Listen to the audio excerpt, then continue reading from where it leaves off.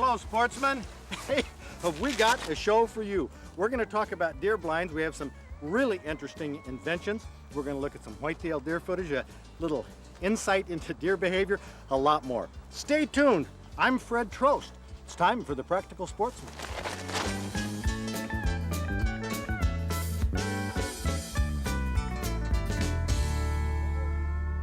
With the bow, you have a Velcro strap here. Pheasant hunting is usually done with a pointing dog, walking, and boots are important to pheasant hunters. Rabbit hunters, that's also dogs and walking, and the same with grouse and woodcock. Upland game in general is hunted on foot by moving through habitat where game is thought to be holding. Now, duck and goose hunting, as a general rule, are done from blinds. Decoys are spread out in front of the blinds to attract waterfowl, and calls are blown to attract ducks and geese. Now, the blind can be made of natural materials or camouflage fabric that blends in with the marsh. Deer hunting can be done several ways: by driving deer toward shooters who wait at specific locations, by sneaking up on deer, or by making a blind and waiting for deer to come by. Hunting from a natural stand is the traditional method, and we've often used trees or brush or grass as a backdrop for a stand. But hunting from a natural stand usually doesn't give the hunter much protection from wind and rain and snow. In the past 10 years, shacks, as they're called in the Upper Peninsula, have become popular. Now, like ice fishing shanties, a deer hunting shack is made from wood and has a roof to protect the hunter from bad weather. Without overhead and wraparound protection, many hunters found that they had to come into camp midday. With a warm, dry shack, a hunter can stay in the woods from dawn till dark, though, which is an advantage considering that deer season for most hunters only consists of a few days in the woods. In 1993, Michigan deer hunters will be faced with new laws regarding blinds and shacks. If they're on state land, they can't be put up until 7 days before opening day, and they must be taken down at the end of the season. Now, if left overnight, they must be marked somewhere on the outside with the owner's name and address. It doesn't have to be large. It can be small, like a luggage tag, but the blind has to be identified. And because of this push towards portability, I expect manufactured portable blinds to become favored by many deer hunters. Now, these portables usually cost a couple of $100, so not many will be left overnight on public lands. But portable blinds come in different styles and are lightweight and easy to put up and take down. Our Practical Sportsman product editor, Doug Tabor, got a hold of 4 popular models, and we put them through a Practical Sportsman product test on a series of characteristics. First, we tested the Wilderness Shield. It's an invention of Skunk No More Company from Brighton. I have to admit, my first reaction was to laugh. Wearing a blind like a hat seemed a bit goofy until we took it out in the woods.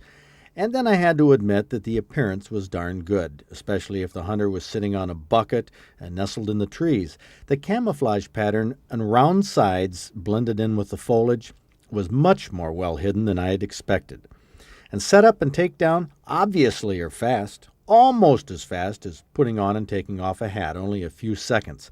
Now, portability is somewhat cumbersome because the plastic rings stay up. You have to carry it. Do not walk or try to run in it like I did.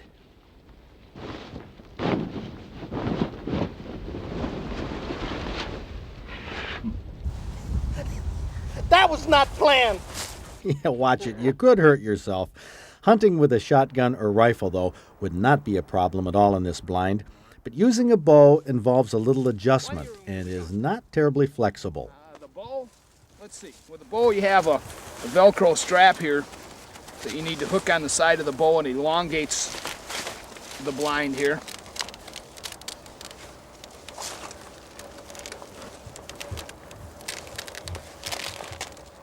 Sure. You could shoot. Well, you could. It's not ideal, but it would work. If you were going to use a bow, you'd probably want to hang the Wilderness Shield from a tree. There's a loop on top for that purpose. It would give you more room and flexibility. Without the hat on your head, you could turn easier and rotate the opening 360 degrees if you hung it from a swivel. And that opening, by the way, can be adjusted to different sizes and angles because the top part sticks onto the rings with Velcro. If you undo it, you can wear the top part like a poncho. Now, the Wilderness Shield is versatile in that you can take it just about anywhere you can stand or sit, but it's made for hunting by yourself. No room for a buddy. We'd recommend it for goose hunting or deer hunting where you're watching a field corner or trail and don't have to move or look around a lot. Right there? Second blind we tested is one we've used for a couple of years. It's called a Lucky's Tent from Ubley, Michigan. The claim to fame, owner Bob Peruski says he'll pay you $100 if he can't set it up in 6 seconds or less. Well, Doug Tabor had no trouble setting it up that fast, and it comes down even faster. You can move it easily, but the drawback is it doesn't fold down into a small package. The legs remain full length, which is why it's such a fast setup and knockdown blind. And that is a big advantage. It just depends on how you're going to use it. It's tall enough for shooting a bow from a standing position if you bend your knees a little bit. There's one zipper for the door, which you can close all the way up. Windows on each panel are held by Velcro. The rifle blind has rectangular windows. The bow version, which is this one, has triangular windows. That gives bow hunters plenty of room to clear their stabilizers, sights, and arrow rests. Now, this blind can comfortably hold 2 hunters with 360-degree visibility. A pouch near the door holds camouflage mesh fabric that you can put over the windows if you want the light blocked from the outside, but you can see through it from the inside. These windows are also held with Velcro. And also in the pouch are stakes to hold the tent down on a windy day. Now, all portable blinds are lightweight, so they need guy ropes or stakes to hold them in the wind. Well, that's the Lucky's tent. Its main virtue is set up and take down in less than 10 seconds. Comes in several models and 7 color camo patterns. But if you want a blind that folds down into a small package, but sets up fairly quickly, the Hideout from Elkhart, Indiana has some handy features for sportsmen. The frame is aluminum, but each set of poles is kept together by an internal plastic-coated bungee cord. Now, that can save a lot of hassle, especially in the dark or in bad weather, because these poles never get separated and mixed up. The 4 main poles, which are made from 3 sections each of 7/8" aluminum tubing, are linked together by a cross piece at the top, and the poles are snapped in with a spring-loaded pin. Now, the simplicity of parts is a real plus with this blind, and the fabric fits over the frame easily. This whole process in real time took Doug Tabor 1 minute 45 seconds, and takedown can be done faster than that. The Hideout model we tested was roomy, suitable for gun or bow hunting. They're made in 3 sizes. The largest is 5 feet high. That's plenty high as long as you sit on a stool or a bucket inside. Windows are always a key feature in a blind because that's your field of view and where you shoot through. The Hideout was originally designed for bow hunting, which is why it has long rectangular windows at each corner. In these side panel windows, there's small screened viewing holes that allow a hunter to peek at what's going on and remain hidden. Now, gun hunters can hold onto the aluminum poles in the corners for more stability while shooting. Hey, that can be a real help when buck fever strikes. Another advantage of a portable blind is that it can be moved easily once it's been put up. If you want to change positions, lift it and carry it where you want it.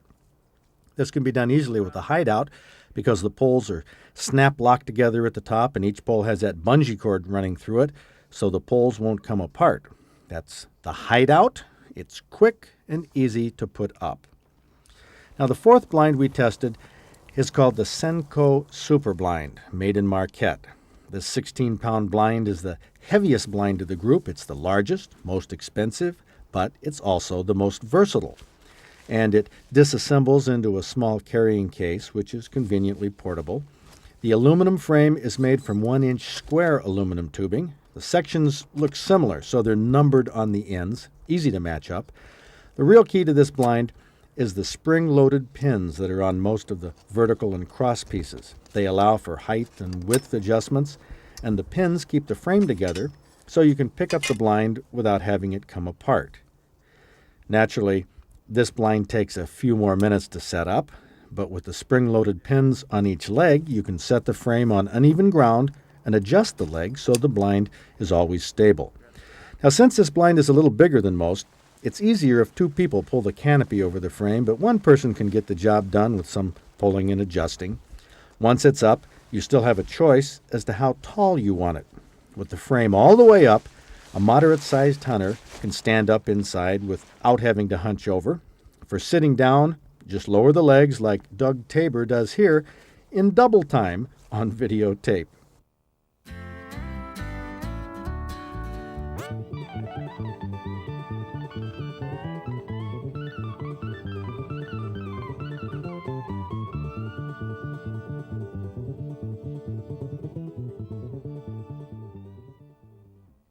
In the low position, you have a blind that's easier to hide in the brush, a little easier to hunt from if you're sitting on buckets or stools because the windows will be at the right height. Now for duck hunters, the super blind has a waterfowler's window that's velcroed into the roof. Open it up, you have a classic duck or goose blind. The inside windows, instead of being held up by Velcro, are suspended by dowels and upholstery hooks. Very quiet to open and close. And the bottoms of the windows are in line with the aluminum cross pieces, which gun hunters can use as a rest. For archers, there's a bow hook in the corner. The size and adjustable frame makes the super blind unique. And like the other portable blinds, its lightweight can cause problems in the wind. You can stake it down or tie it to a tree to keep the super blind from blowing over. The 4 blinds we tested are all different in design and setup. You wear the wilderness shield, and it only takes a few seconds to get into. Lucky's tent goes up the fastest. After a few times, Doug Tabor could put it up in 6 seconds. The bungee-corded frame of the hideout was an advantage. Doug can put that one up in 1:45 seconds. The super blind, that's the most complex. It took Doug 3 minutes 20 seconds to put up the frame, another 1:55 to get the canopy in place and windows up for a total setup time of 5 minutes 15 seconds. Our last test was the water test with a hose. Now, it was a little rougher than your average rainstorm. The super blind's waterproof fabric kept the water out, except a little blew in along the windows. That wouldn't be a problem in the average rainstorm. The hideout. Now, this was a big disappointment in our water test. The fabric absorbed water like a sponge. The roof leaked everywhere soon after the hosing began. Unless this canopy is treated, this blind would not be good in a rainstorm. Lucky's tent repelled water. It beat it up somewhat on the outside. There was minor leaking along some of the seams, but the fabric on the inside remained dry. John Ford hunted in a Lucky's tent in a driving rain last year. John said it didn't leak a bit. The wilderness shield, according to Doug Tabor, was the driest of all. He said it was totally waterproof, just like wearing a raincoat. So there you have them. The totally portable wilderness shield sells for about $250. The Easy Up, Easy Down Lucky's tent, several models, camo patterns and sizes that range from $180 to $260. The bungee-corded bow hunter's hideout, quick setup, attractively priced at less than $200, but the model we tested wasn't waterproof. And the super blind, extremely versatile, but it takes the longest to set up and costs about $265. Each blind has definite pros and cons depending on the kind of hunting you're going to do, but overall, which one is the most practical? Hey, that's your call. That's why we showed you 4. You know, hunting from a blind to some people is boring. I mean, they don't like to sit still. But I tell you, if you do sit still, there's some things you can only experience if you're sitting quietly in a blind. The 3rd day of the firearm deer season, 1990, I was sitting in a blind with a broken leg, watching wild turkeys milling around the deer decoy. They kept coming in, popping up over the hill in single file like a military drill. Now, you might expect 5 or 6 to do this, but they kept coming and kept coming on the run. What is the deal? We were hunting Clare County. I needed a little extra edge with my broken leg, and the Ferentino Ranch had lots of deer and wild turkeys. Naturally, turkey season wasn't open, and these birds get together in large flocks at this time of year. They move around constantly, but I had never seen anything like this. It was early morning, frost still on the grass, and this huge band of wild turkeys was foraging for food. Now sure, we were deer hunting, and it was the 3rd day of the season, so we were a little edgy, a little bit down that I hadn't gotten a buck by now. You know, deer hunting odds go down each day of the season, but seeing these turkeys was a real treat. They made a lot of noise, clucking and scratching for food. Wild turkeys eat acorns, seeds, insects, anything edible they can scratch up.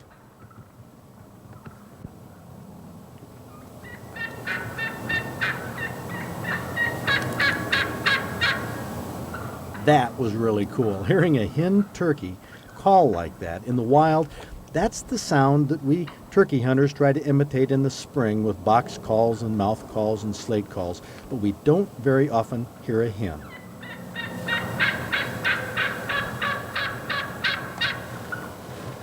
If I hadn't been sitting in the blind, quietly hidden, I would never have seen this flock of turkeys. And I wouldn't have been able to watch them scratch for food, call to each other. That plastic deer decoy didn't seem to bother them at all. They probably thought it was a deer. Interesting to see. And if live turkeys were in the area, deer would probably take that as a cue that there were no predators around. The deer decoy was on the edge of a field.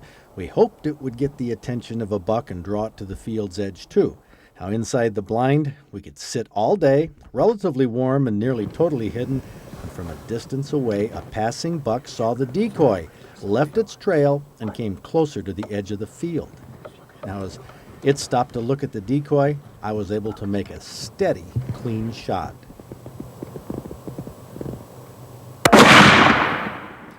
The tension that accompanies this moment of a hunt is incredible. I had been holding my breath for quite a while to make the shot, and I was relieved.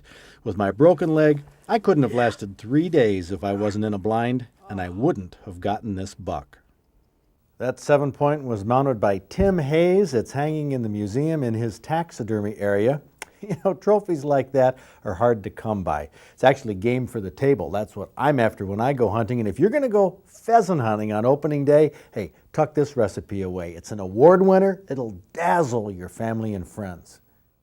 Craig Senda from Lake Orion has the most unique-looking presentation you'll probably ever see for pheasant. He calls it pheasant crabs. Stuffed pheasant breasts with shrimp that simulate crab legs. Oh, ingenious. I think the judges are going to have a tough time with these. A unique presentation of yours, the pheasant crabs. Where'd you ever get this idea? I read it in a book, and I kind of added a little bit to it, and I thought, well, why not? Let's try it. Well, everybody likes the idea just to look at it. Yeah. I'm going up against the pro, though. Now, what kind of flavor is it that they're going to get out of this pheasant crab? You get a little of the both. There's the shrimp in it, and plus the pheasant kind of enhance each other is what it is. So it's good. Have you come to a firm decision? I've come to a decision.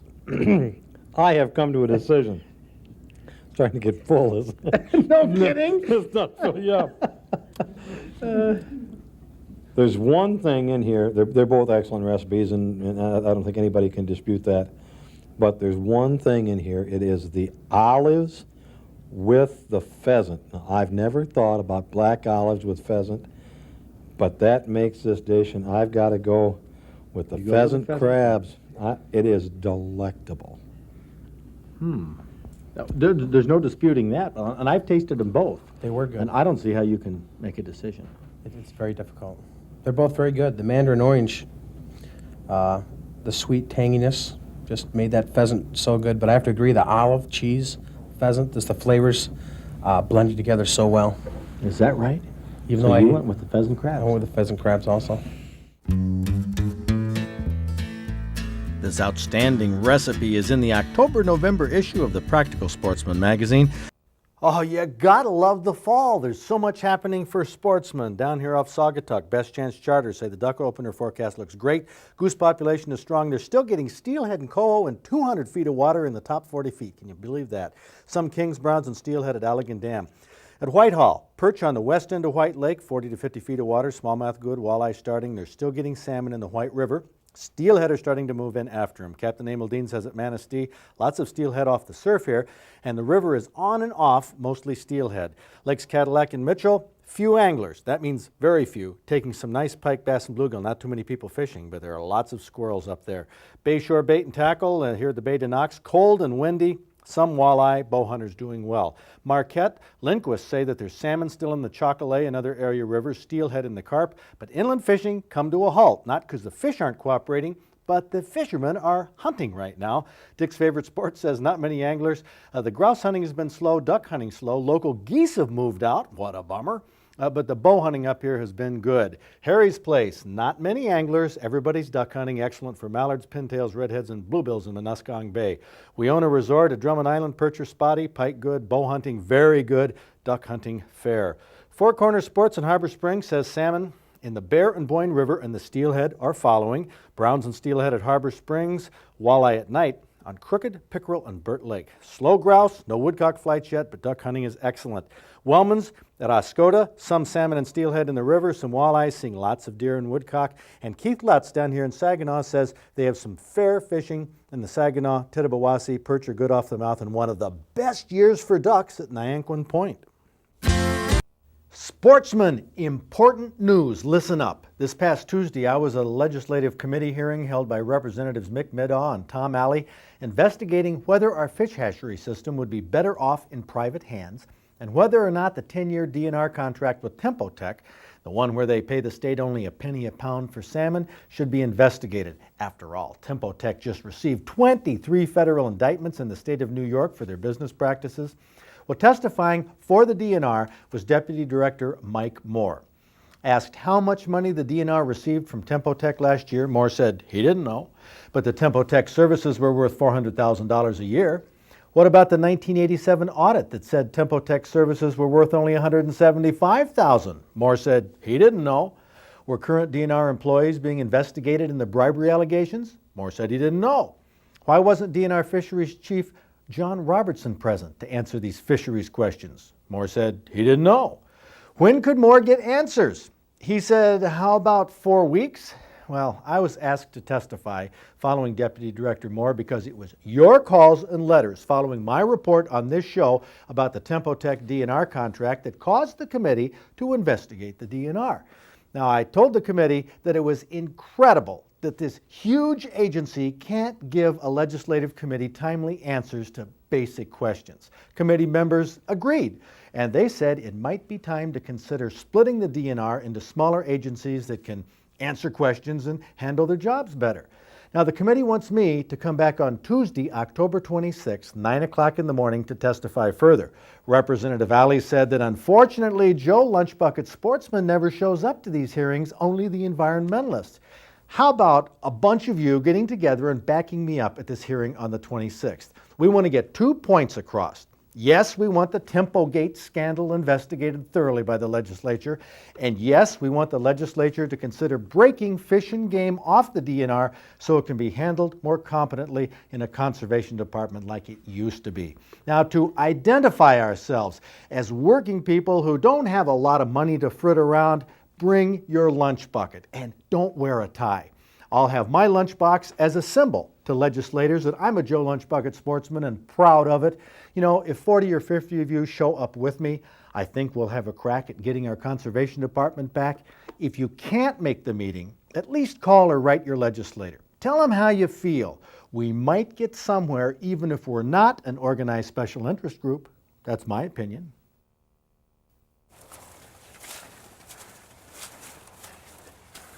Don't worry about the weather this weekend. I mean, if you're set with a portable blind or one like this, I know you wanted to see me in this one more time.